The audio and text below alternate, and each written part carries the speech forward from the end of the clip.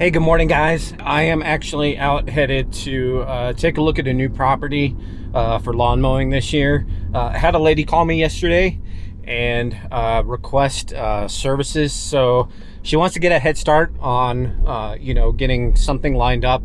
Because once spring rolls around, everyone's going to be busy and not going to return calls and all that stuff. So it's February 10th and going to take a look at it. There is a little bit of snow, she said, on the front, but the back is pretty much all melted.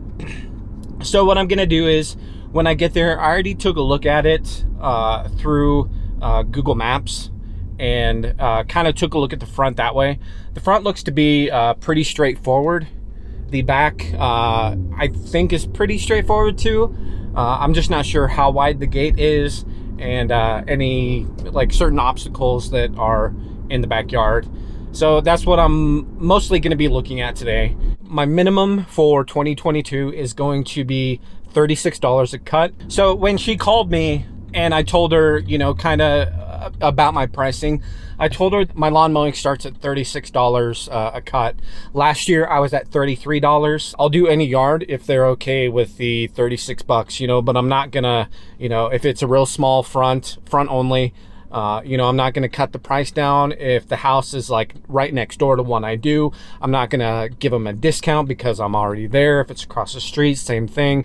Down the block, same thing. I feel that is a good price for me. Hopefully that's going to cut out a lot of the people who are just looking for, like something quick. I don't want to be cheap, but I don't want to be too much.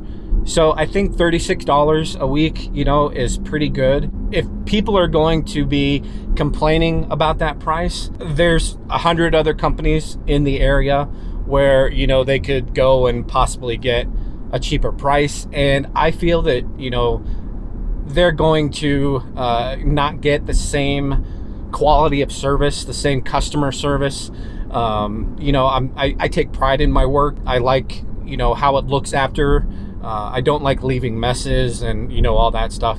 So for me, I think that's a little bit, that's worth it a little bit more. So I'm probably not going to show this one in the video.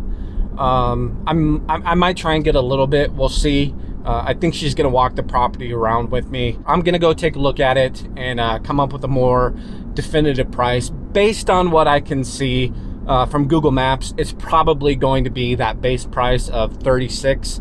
It might be 38 to 40, just depending on if there are any obstacles like trees, or which there was one tree, any kid areas to like playgrounds and stuff, clothesline, poles, all that stuff. Because if you have stuff like that in the yard, it might not seem like it, but it does take a little bit longer to cut a yard. And if you're on a property like 1 minute longer, that can drop your per man hour rate below what you want to set it at. For me this year, my per man hour rate, I'm gonna shoot for a minimum of $85 for lawn mowing. I think with the pricing, I'm gonna pretty much increase every price this year just because everything is like so much more expensive now. But as far as people who are already a little bit higher, I might not actually increase their price, because as I was getting some yards last year, I was actually thinking of the price in my head for 2022, because I didn't want to give them a price and then cut them for a month, 2-3 months or whatever, and then they're gonna get a price increase at the beginning of the spring. I've heard from some people that they drop like their bottom 10% or bottom 10 customers or something like that. I want to know what you guys do. Is that something that you've thought about, or do you actually let go of your bottom performers? I'm thinking of actually doing something like that this year. Just run like a customer report or a property report in Yardbook, and just kind of get an idea of those customers that are on the bottom, the ones who are maybe just strictly lawn mowing and they don't want any kind of fertilizer or aerating or cleanups or anything like that. While having a good amount of lawn mowing customers is nice, where you can make the most money is in adding all those other services. So if I could drop 5 to 10 of my bottom performers and hopefully get new customers that are interested in, you know, having additional services done, that's going to be better for me, because I'm, you know, going to be making more money. And, you know, I want to make more money this year. And I had tremendous growth in 2021. And of course, I want to continue that into 2022. All right, I'm almost there, so I'll see if I can get some video of it. But if not, I'll pick it back up once I'm done. So see you guys in a sec. So just wrapped up with that one. She is an older lady on a fixed income, which I don't necessarily mind myself. She appears to have taken good care of her lawn, and the guys who did it last year, they were charging what I think is probably too much. And then this year they increased the price.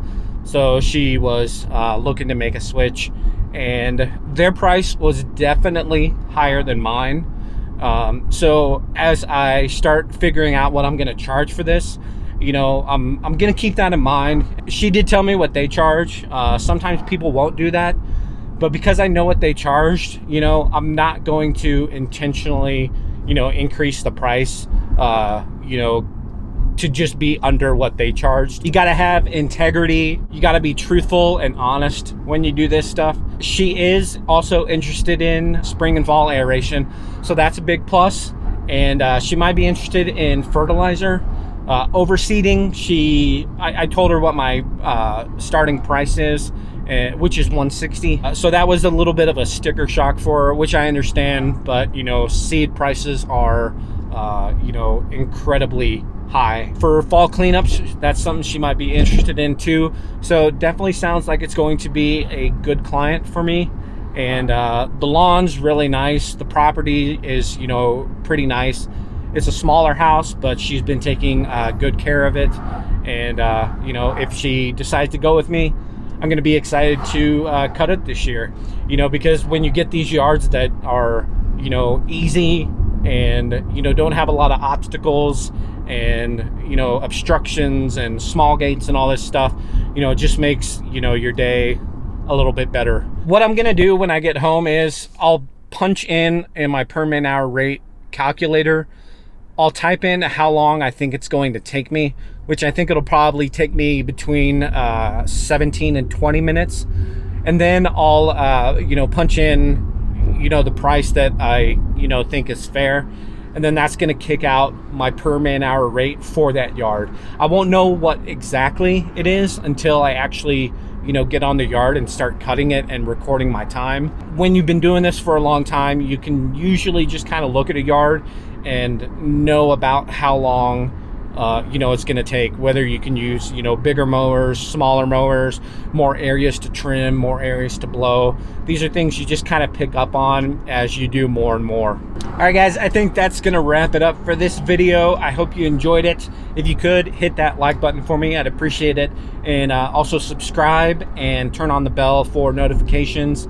And also leave a comment down below on, you know, like I said earlier in this video about, you know, dropping your bottom 10 or, you know, your bottom 10%, whatever that number is, you know, just kind of getting rid of like the dead weight in your client list to hopefully bring on, you know, customers that, you know, will want more of your services and help you make more money.